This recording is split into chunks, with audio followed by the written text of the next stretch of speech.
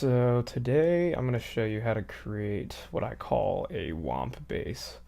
Now this is a pretty simple patch here. It just consists of two saw waves, so you're going to use both oscillators A and B. We're going to start off by taking the voices here and bringing them up to 16. That way you're going to get this kind of almost fluttery kind of low end, but it's not, you don't want it too wide, so make sure this detune isn't too, detuned. So we're going to leave that around there. Then we're going to take oscillator B, drag it up an octave. Usually I stick around 5 to 7 voices for the second oscillator.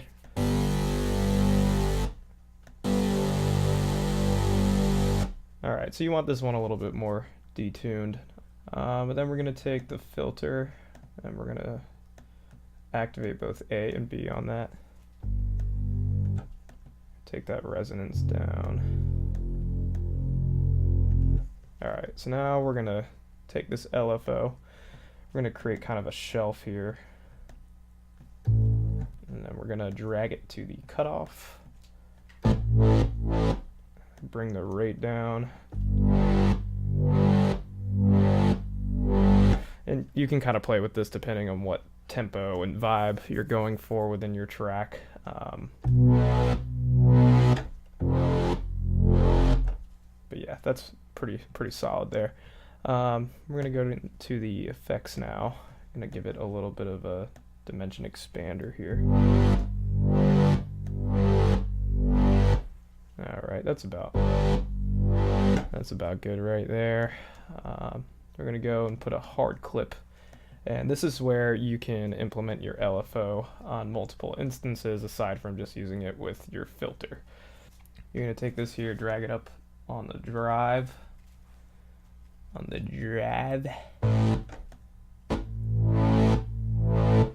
So you're going to bring your mix about halfway down. You don't want it too overkill, but you're going to hear how that drive intensifies with the opening of the filter, and that's kind of a crucial aspect in giving it the womp or breathing, pulsating effect that you're trying to achieve with this sound.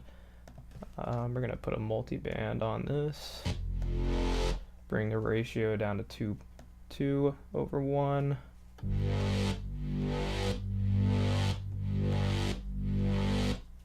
Alright.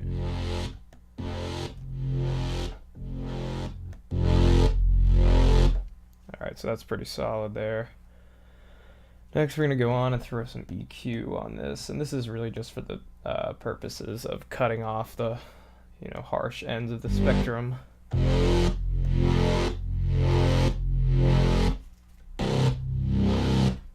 Yeah, we don't want too much of that super piercing high end in there. We're going to go ahead and drag this to about 50 hertz. That's usually where I let it sit, because anything below that's going to be taken up by the sub bass if you're using one. Otherwise, feel free to bypass the high pass. Bypass the high pass.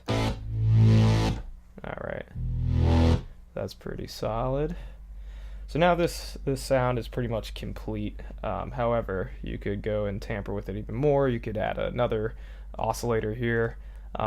This can even be used as a higher octave oscillator, from what I've found, if you're going for multiple voices for your sub octave. But you could throw in a square wave.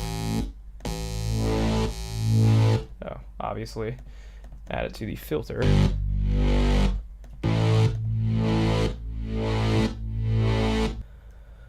Let's see here.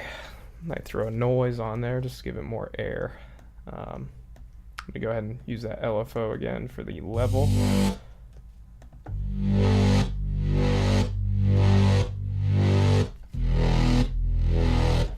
Yeah, so that's about it. That completes my first tutorial. Feel free to subscribe, like, comment. Let me know if this has helped you out at all, and thank you very much.